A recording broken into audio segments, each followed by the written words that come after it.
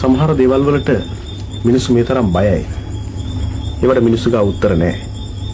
ඒකට හේතුව මිනිස්සු විශ්වාස කරනවා මේ ලෝකේ මිනිස්සයා කියන සත්‍යව මෙහෙවන්න පුළුවන් තව කවුරු හරි කෙනෙක් ඉන්නවා කියලා. ඔහු කවුරුන්ද කියන්න මිනිසා හරියටම දන්නේ නැහැ. කොහොම වෙතත් මිනිස්සෙකුට පුළුවන්ද යක්ෂයෙකු එක ගනුදෙනුවක් කරන්න? මිනිස්සෙක් යක්ෂයෙක් එක්ක කරන ගනුදෙනුව රූපවාහිනියෙන් දැකබලා ගන්න තව කාට හරි පුළුවන්ද? ඒ හැම දෙයකටම උත්තර හොයාගෙන තවත් අద్භූත තැනකට ඇවිල්ලා ඉන්නේ. ඔබ බොහොම නිහඬව මගේ පසුපසින් ඉන්න. හැමදේම ඔබට කියනවා. පුසිත මේ රටේ අద్භූතයයි විශ්වාස කරන දේවල් මිනිස්සු සමහරු අద్භූතයයි කතා කරන්න කැමති නැති දේවල් ඔයා කොයිතරම් දුරට විශ්වාස කරනවද? අද වෙද්දී අද්භූතයි කියන දේ ගොඩාක් මිනිස්සු මානසිකව කරලා තියෙනවා. ඒ කියන්නේ ගුප්ත විද්‍යාව සහ ගුප්ත දේවල් ගැන. ඒ වලින් හම්බ කරන් කරන කට්ටියත් ඇති. නමුත් අවංකව ගත්තොත් අද්භූතයි කියලා දෙයක් තියෙනවා. අපිට කියන්නේ මේ වෙලාවේ දිවෙමම ඉන්න තැන මට කිසිම දේව රූපයක් පේන්නේ නැහැ. බුද්ධ රූපයක් පේන්නේ නැහැ. ඔබ වන්දනාමාන කරන කිසිම පසුබිමක් මට මෙතන දෙවි කෙනෙක් කියලා කෙනෙක්ින් පේන්නේ නැහැ. මම මේ ඉන්නේ දේවාලයකට. මේක දේවාලයක් නෙවෙයි දේවස්ථානයක්. දේවස්ථානයක්. දේවාලය සහ දේවස්ථානයේ වෙනස මොකක්ද? දේවාලයක් කියන්නේ දෙවි ගුඩා රූප වලින් පිරිච්ච තැන. මෙතන දේවස්ථානයක් කියන්නේ දෙවියන්ට දැනුම් ගන්න පුළුවන් ස්ථානයක් තමයි. මම කියන්නේ මහල්ලා. ඔබ යකෙක් බැලගෙන වැඩ කරන මිනිස්සු කිව්වොත් හරිද? ගොඩක් කටේම කියන මොකද මම එහෙම කමයි වැඩ ගොඩක් වැඩ කරන්නේ. ජීවිතේ යකෙක් එක්ක ජීවත් වෙන්න අපහසුවක් නෑ. යකෙක් ජීවත් වීමක් නෙමෙයි. අත්‍තරම ගොත් මට ඕන වෙනවා තියෙනවා මිනිස්සුන්ට යම් කිසි දෙයක් කරන්න. උදව් කරන්න. මේකෙදි යකෙක් බඳගෙන මම වැරදි වැඩ කිරීමක් නෙමෙයි මෙතන කරන්නේ. දැන් මගේ අවශ්‍යතාවයන් මත මම යකෙක්ගෙන් අවශ්‍ය දේවල් ටික ගන්නවා. එච්චරයි. මම ඔබට මේ දේවස්ථානයේ ඉඳලා එක්තරා විදිහට අභියෝගයක් කරනවා. පුළුවන්ද? ඔප්පු කරලා බලන්නද? මට කියලා තියෙනවා. විශාල සංඛ්‍යාත ප්‍රේක්ෂකයන් පිරිසක් බලමින් වැඩසටහනකට යක්ෂයෙක් ගෙන්නලා යන්නේ. ශනිවාරයෙන්. මේ ස්ථානට දැන් පේන්නේ කෙනෙක්ව ක්‍රියා කරවලා බලන්න. යක්ෂයෙක් කියන කෙනාව පේන්නේ නැහැ. නමුත් එයාගේ ක්‍රියාව මෙතනදී මම පෙන්වන්න කරනවා. මෙන්න මේක තමයි මෙයා කරන්නේ කියලා. හරි.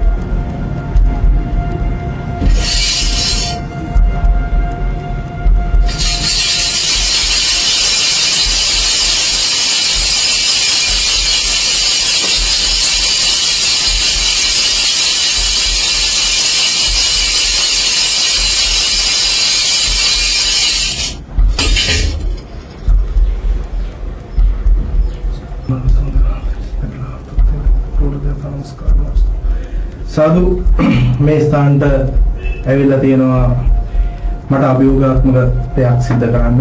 මොකද හේතුව ඔබ වහන්සේලාව පේන්නේ නැහැ මේගොල්ලන්ට.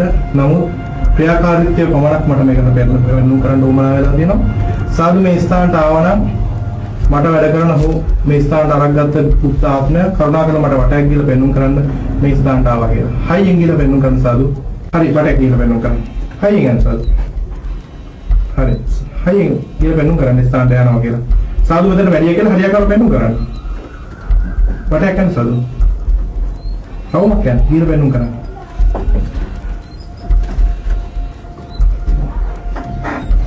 අපේ මාර්ග දෙන්න දෙන්න මොකක්ද? ආර ගන්න. හැබැයි කළා. හැබැයි ඒක. සාදු හයියෙන් කරගෙන පෙන්නු කරන්න. පරක්කු වීමක් තියෙනවා මෙතන. right. හරි සාදු. right. හයි මාර්ග ගන්නත්. right සාදු. අන්නේ ආකාරයෙන් කරගිලා. right. right. හරි සාදු. මොකද වැත්තට හැරෙන්නේ. සාදු ගියේ පැත්තට නෙමෙයි අනිත් පැත්තට ගිහලා පෙන්නු කරන්න. වේගවත් යන්න සාදු. වේගවත් යන්න. දෙකේ සමාන ගන්න.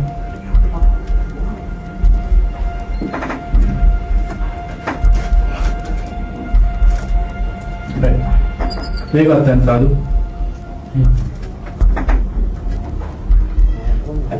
රයිට් සාදු. සාදු මේකට බෑ. රයිට්. මේ දෙවෙනි කාරණේ. මේක මෙහෙම දිනේ පොල් ගෙඩියක්.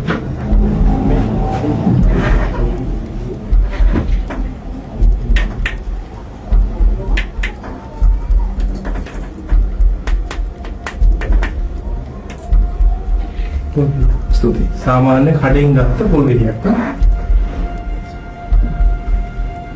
කැමති කෙනෙකුට නගින්න පුළුවන්. ඕගොල්ලෝ කණ්ඩායමට ෆෝන් එකක්. කවුද එහෙම කියන්නේ?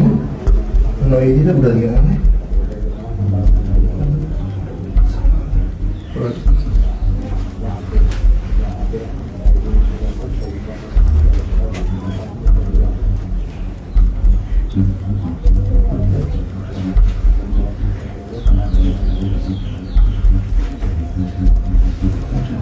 අල්ලන වැටේ.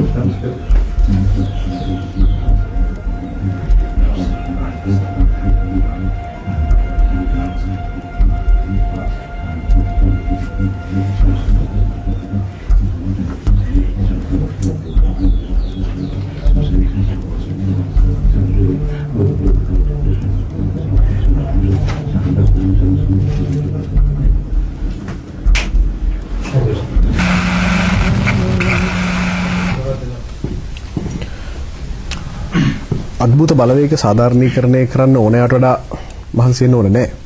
එහෙම මහන්සියක් අපි ගත්තෙත් නැහැ. හැබැයි මෙහෙම දෙයක් තියෙනවා. උතන ඔය කිසිම වෙලාවක ඔය හැම ක්‍රියාකාරකමකටම සහභාගී වුණේ අපේ අය. ඔව් ඒකයි වෙනස. ඒකයි වෙනස. හේතුව නැත්තම් කියන්න පුළුවන් සමහර විට මේ ඔහුගේ උපක්‍රමයක් කියලා එහෙම දෙයක් විතර නැහැ. උතනට සහභාගී වුණේ අපේ නිෂ්පාදක දෙපළ.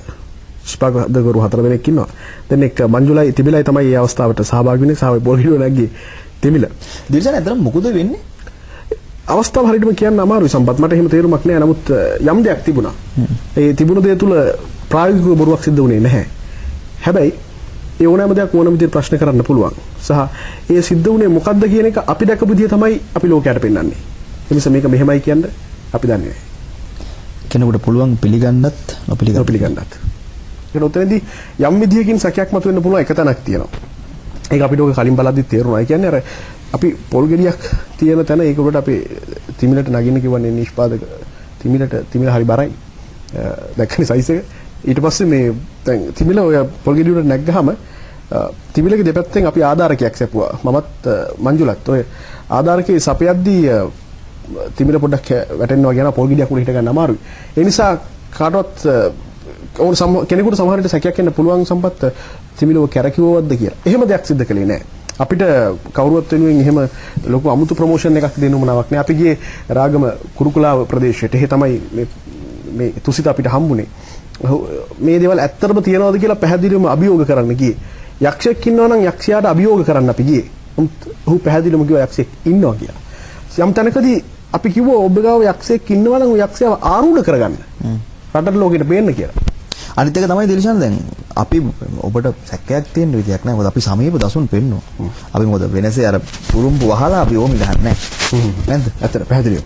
අපි වෙනසේ හැම දෙයක්ම සමීපව ඔබට පෙන්වනවා. ඒකයි ක්ලෝස් අප් තිබ්බා අපි ගාව. ක්ලෝස් අප් තිබුණා. නෑ ඒත් එකම එහෙම දේවල් වලදී ඊට පස්සේ වෙලාවක ඔහු කිව්වා මම යක්ෂයෙක් ආරූඪ කරගත්තොත් ඔබ මොකද කරන්නේ? මං කිව්වා මට කරන්න දෙයක් නෑ එහෙම කියලා. එහෙනම් ඔබ ගාව මොනවද තියෙන්නේ ආරක්ෂාවට? මං ගාව ආරක්ෂාවට තිබ්බේ එක දෙයයි. මං අරන් ගියා විශ්වාසයට කොහොමදත් කියලා මේ අපිත් එක්ක වැඩ කරන කැලුම් ගුණතිලක කැලුම් গুপ্ত විද්‍යාව ඉගෙන ගන්නවා. ඒ නිසා කැලුමුත් අරගෙන ගිහිල්ලා තමයි ඊට පස්සේ ඊළඟ ඉන්ටර්විව් එක කළේ. ඔහු කෙනෙක් ආරූඪ කරගත්තා. ආරූඪ කරගෙන ඔහු මාත් එක්ක සම්මුඛ සාකච්ඡාට ආවා. යාවේ ආරූඪ කරගත්තේ අద్භූත බලවේගයක්. එහෙමයි කිව්වේ. අනික දිල්ෂාන් දැන් ඔහොම තියෙන බොහෝ තැන් තියෙනව නේද මේ රටේ? යකෙක් සමග මුහුණට තනියමද ගියේ? නෑ කැලුමුත් එක්ක ගියේ හම්බෙන්නේ. බලමුද ඒක? හරි මෙහෙමයි බලමු කියන්නේ පොඩි තප්පරයක් මට දෙයක් දෙන්න කියන්නේ ඒකට. කැලුම් එක යන්න හේතුනේ මම ඉස්සෙල්ලත් කිව්වා වගේම ඔහු গুপ্ত විද්‍යාව හදාරන නිසා. අපි කොටින්ම බයටනේ කැලුම් එක ගියේ. ඒකනේ ඇත්ත. ඔව් බයට තමයි. එන බලමුනේ. ඔබට යම් කිසි දෙවි කෙනෙකු හෝ යක්ෂයෙකු මේ වෙලාවේ ආරූඪ කරගන්න පුළුවන්ද? අනිවාර්යයෙන්ම. ඒකෙදි බුද්ධ ආත්මයක් මට ගැනීම හැකියාව තියෙනවා. එතකොට ඒ දේ තුළ මොකද්ද වෙන්නේ මොකද්ද කරන්න කියන එක කෙසේ වෙතත් යම් කිසි දෙයක් දැනගැනීම හැකියාවක් ඔබට අවශ්‍යතාවයක් තියෙනවා මට කරලා දෙන්න පුළුවන් කියලා තියෙන එක ප්‍රශ්නයක් නැහැ. ඒක උනායි කියන මගේ ස්වභාවය මේන්නමයි කිසි ප්‍රශ්නයක් නැහැ ඒ විදිහට තමයි වෙන්නේ. මොකද ඔබට දැනෙන වෙනස එහෙම කෙනෙක් පොතුට අතන මගේ දින ආවෙන් පස්සේ මට දැනෙන්නේ මගේ කටින් යම් කිසි දේවල් පිට වෙන්න පටන් ගන්නවා. ඒ කියන්නේ අවශ්‍ය දේවල්. යාවින් නාම ගම ඊට පස්සේ ආගේ විස්තරේ ඊතරේ ගියේ කොහෙද පිටලා තියෙන්නේ කියලා එහෙම කියන්න ගන්නවා. ඒ දේවල් තුළ කියනකට දෝෂයක්ද මොකක් ප්‍රශ්නයක් නම් මේ දවාවිලා තින්නේ මෙන්න මේකටයි මේ විදිහ දෙයක් ඇවිල්ලා තියෙන්නේ. ඒ අවශ්‍ය දේවල් ටික කියමු කොහොමද සිද්ධ කරන්නේ? සහාය දේවල් කළොත් මිනිහෙක් පාපෙන් මුදා ගැනීමට එහෙම නැත්නම් කරදරෙන් මුදා ගැනීම වගේ යම් කිසි ඵලයක් කරගෙන මම කරන දේ තමයි ගැස්ම සිද්ධ වෙන්නේ. ගුප්ත ශාස්ත්‍රය කියලා දෙයක් ලෝකේ තියෙනවා කියලා ඔප්පු කරන්නේ. ඔව්. ඔබට බැරිද මේ වෙලාවේ යම් කෙනෙක් ආරම්භ කරගන්න?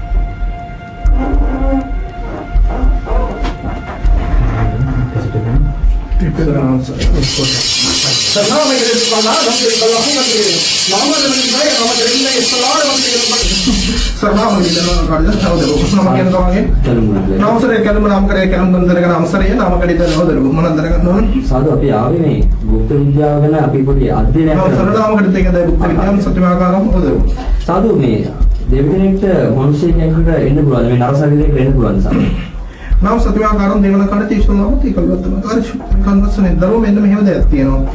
එන්න බැරි කමක් නෙමෙයි එතන කියන්නේ යම්කිසි බලයේ ආකාරයක් විතර ඉදලා ස්ථානගත කරන්නේ. ඒ කියන්නේ ශරීර ආවුඩක. තේරුණාද? එහෙම නැතුව ඕනාට වැඩි බල සම්පන්න වුණොත් මිනිහෙක්ව පුපුරලා මැරෙනවා. ඒක සාදු විවිධ තැන්වල දේවල් තියෙනවා සාදු. දේවල් තියෙනවා. දේවල් අවශ්‍යයි. සාදු මේ දේවල් හැමතැනකම අපිට දකින්න හම්බෙනවා කතරගම දේවල් ලංකාව වටේ ගම්බාර සෝනියන් දේහාමුදුරගේ දේවල් ලංකාව වටේ දකින්න හම්බෙනවා සාදු. මේ හැමතැනකටම එකම දේහාමුදුරකමකට වඩින්න පුළුවන් එකම වෙලාවට සාදු. නෑ මෙහෙම දෙයක් තියෙනවා. මෙතනදී ගොඩක් දුරට වඩින්නා වූ ආකාරයෙන් පෙන්වුම් කරන අත්තා. ඒක කියන්නේ යාට එන ඥාති බලවේගය තේරෙනවද? පෙන්වුම් කරන්න දරුව ඒ නමින් තමයි දරුව ස්ථානගත වෙන්නේ. තේරෙනවද? ඒතකොට එක එක්කෙනාට වෙන් වෙන් වුණාට දැන් අපි කියමු ඥාතිය 100ක් කෙනාම ඥාතිය 100ව ගැන කල්පනා කරනවා. තේරෙනවද? ඒක ආකාරයෙන් ඔප්පු කරගෙන ඉවත් කරන්න බෑ දරුව මේ එන්නේ ඇත්ත කවුද කියන්නේ. තේරෙනවද? ඒක ඉතින් එයා කරන දේවල් අනුව කරන බලය අනුව තමයි දරුව. එයා කරන ක්‍රියාවන් අනුව තමයි ඒ දේවල් ඉස්තිර කරන්නේ වෙනස් වෙන්නේ. ඒක සාදු අපිට දැනගන්න පුළුවන් අකමැත්තක් නැත්නම් දැන් මේ ස්ථානට වැඩිලා ඉන්න නම් සත්‍යමාර්ගම් තියෙන අවසරේ හවුද මම දෙමු නම් සත්‍යමාර්ගම සිද්ධ සුනියම් ගම්බාර දරු සාදු දෙවියන්ගේ නිදීමක් නොකර දෙවියන්ට බයිද විශ්ව දරුවන් කරන්නේ. එහෙම කිරීමේ කියාවක් නැහැ නේද? සාදු එතකොට ඒ ඉල්ලීම් කරන කෙනාගේ ඉල්ලීම සාධාරණද අසාධාරණද කියන ඒක තමයි අපි බලන්නේ. තේරුණාද? ඒ සාධාරණ හේතුව නම් වැඩි කරනවා. එහෙම දෝෂන්තරයක් සාදු සමහරවිට අපිත් එක්ක මේ භාෂාවෙන් කතා කරලා සවත් භාෂාවක් අපිට තේරුණා. සරලවම යෝදරු දේව භාෂාවෙන් කතා කිරීමේ කියලා තියෙනවා. ඒක වෙන ආකාරයෙන් දරුව කවලකට පැහැදිලි දේවල් දරුව සිංහල ආකාරයෙන් පැහැදිලි කරනවා. සාදු මේ අරු එහෙම කෙනෙක්ගේ ශරීරයට ඇවිලින වෙලාවට සාදුට ලිවීමේ වගේ හැකියාවක් උත්පාදනය. සරලවම ලිවිනවා කියලා කියන්නේ දරුව මෙහෙමයි. දේව අක්ෂරාරාඩුම ආරූඪ කරගෙන මේ හැකියාවක් තියෙනවා. අපිට එහෙම දෙයක් බලන්න පුළුවන් වගේ. සරලවම යාම කරේ නම් සරිය. නම් කල්ලතරෙන් කාටද මොන වගේ දේවල් දරුව තමයි දැනගන්න ඕනේ. සාදුලා කියන විදිහට මගේ නම කැලුම් ඒක ලියන්න පුළුවන්. නේද මේකේ ඒ කියන්නේ මෙහෙමයි. දැන් දේව අක්ෂර වලින් කරන්නා වූ දේවල් වලින් අපි ලියන්නා වූ ආකාරය තමයි පැහැදිලි කිරීමක් කරන්න. ඒක ඒ ආකාරයෙන් බලා ගන්න. සරණාව කරතේ කමාගලතේ නාම ගෝරබතේ නාම සරුලාමකති ඉරිවන්තිය නාම කුලාමතේ නාම සරියා. ඒකලමති කද්දේ කාසේ නාම ගුල්ලමත කරේ ඉති නාම සරියලා කඩදී නාම ගෝරබන්තේ නාම සරිය අවංගාන්තේ කසන නාම කඩදී. දරුව මේ ආකාරයෙන් ලියන්න පුළුවන් මේවා දරුව අක්ෂරාකාරයෙන් තේරෙනවද? මේවා තන්ත්‍ර වලට තමයි දරුව පාවිච්චි කරන්නේ. තේරෙනවද? තන්ත්‍ර කියලා කියන්නේ මන්ත්‍ර වලට වඩා තමයි. තේරෙනවද? ඒ වලින් අපි දෙයක් කරද්දී තමාට වඩා සාර්ථක දෙයක් කරගන්න පුළුවන් වෙයි. ඒක සාදු මේ යන්ත්‍ර බලදීම සහ මේ යන්ත්‍ර මුදු බලදීම කියන්නේ මොකක්ද? දරුව මෙහෙම යම් කිසි ආකාරයක දෝෂයක්. එහෙම නැත්නම් අපි කියමු තමාට තියෙනවා සෙනසුරු එලාස්ටික් එකක් කියලා කියනකොට තේරෙනවද? ඒක මග ඇරීමට තමයි දරුව ඒ දේවල් කරන්නේ. ඒකට එන්නම් කිරණවල බලය අඩු කිරීම. තේරෙනවද? එහෙම නැතුව දරුව සෙනසුරු එලාස්ටික් එක කවදාවත් තමාගේ අයින් වෙන්නේ නැහැ. කිසිදු යන්ත්‍රයක් හෝ මුල් කියන්නේ ඒක අවශ්‍ය ගලක් කරදීනේ. සාදු සමාවෙන අමතක කියන්නේ ලක්ෂණයට බැඳගෙන වැඩ ගන්නා මිනිස්සුන්ගේ ශරීරය තුළ දෙවි කෙනෙකුට වඩින්න පුළුවන්. යක්ෂයෙක් කියලා කියන පුද්ගලයා බන්ධනය කරන්නේ ඇඟට නෙමෙයි. අන්න ඒක තමයි දන්නේ. තේරුණාද නේද? යම් කිසි හෙප්පුවකට දාලා පැත්තකින් තියලා දෙන එක මේ ස්ථාන දිනනවා. ඒක ස්ථානගතව පැත්තකින් තියලා දෙන්නේ. එයාට කියලා අවශ්‍ය දේ කරන්න විතරයි කරන්නේ. උක්තාත්මයක් ගෙන්නන්නේ එහෙම නැත්නම් දේවතාත්මයක් ගෙන්නන්නේ ශරීරය. ශරීරයට කියන්නේ මෙතනින් උඩට තමයි ගෙන්නලා තියෙන්නේ. නැත්නම් මෙහින් ගෙනවත් දරෝ මෙයා මෙතන ඉන්න හැදරොත් දාගන්නවා. තේරුණාද?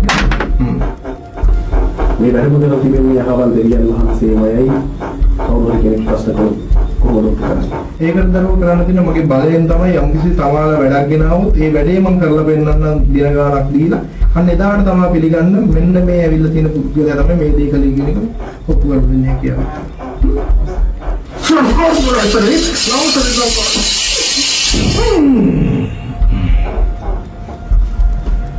අපිට තිබුණා විශ්වාසනීයත්වය වඩාත් තහවුරු කරන්න පෞද්ගලික ප්‍රශ්න අහන්න. නමුත් අපිට ඒක කරන්න බෑ. හැමදේම අපිට සහතිකයෙන් කියන්න බැරි නිසා.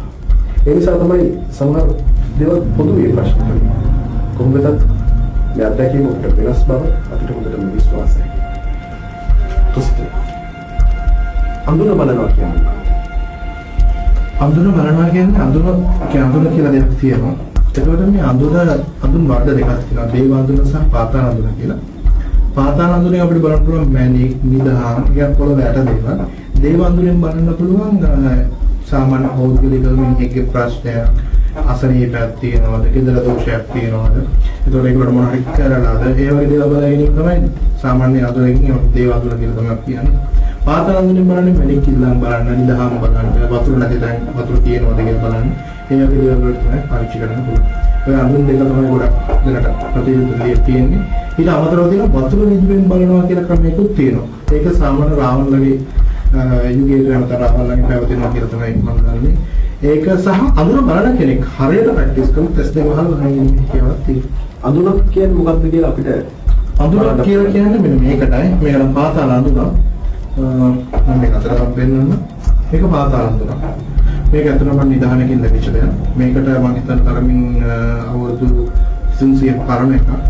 මේ පුස්කොළ පොතේ කියලා තිබ්බා මේකට සත්ත්ව ඇස් 10000ක ප්‍රමාණයක් දාලා දෙනවා කියලා පොතේ එහෙම පුස්කොළ පොතේ කියලා තිබ්බා. හැබැයි මේක එක දෙයක් තියෙනවා මේක සාමාන්‍ය කෙනෙක්ට පේන්නේ නැහැ. හේතුව තමයි මේක මම දෙන්නේ තුන්දෙනෙක්ට පෙන්නුවා ඒගොල්ලන්ට සදාකාලිකවම අඳුන පේන එක නැතුව ඉන්න තියෙනවා.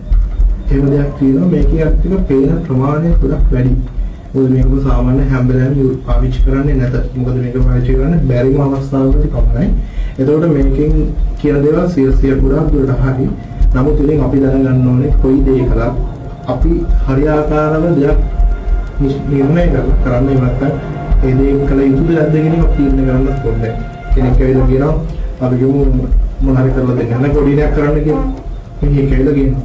ඒකේ උගලට අපි දෙයක් කරන්නේ අපි බලන්න ඇයි එහෙම දෙයක් කරලා පලියක් ගන්නවා. ඒක අපි ඒකනේ හිතන්නේ. ඒ කියන්නේ අපේ මනුස්සයා මම ඕනෙම ගෲප් එකක් කරන්නේ මට විශ්වාස නැත්නම් මට හැගෙනවා නම් පොළොන්නේ. ඒක තමයි.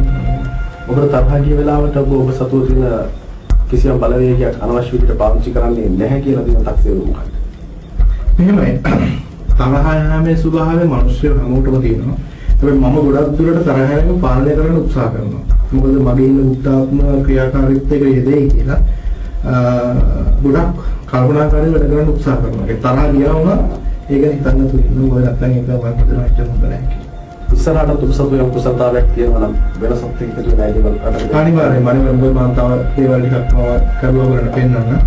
මේකේ කවුරුද අභියෝගයක් කරොත් ඒ අභියෝගයට උත්තර දෙන්න ඕනේ. හොඳයි. ඔබේ ආරාධනාව සහ ඔබේ පිළිගැනීම අපිට බොහොම හයියක්. කොහොම වෙතත් මේ කියපු හැම දෙයක් පිළිබඳවම යම් තැන් වලදී අපි සාක්ෂි දෙන්න සූදානම්. ඒ තමයි අපි එතන හිටියා කියන සාක්ෂිය. සමහර දේවල් කෙනෙකුට ප්‍රශ්න කරන්න ඕන නම් කිසිම තහංචියක් නැහැ. රතුව පුරේ ගන්න. සියල්ල සංවාදයේ විවෘතයි.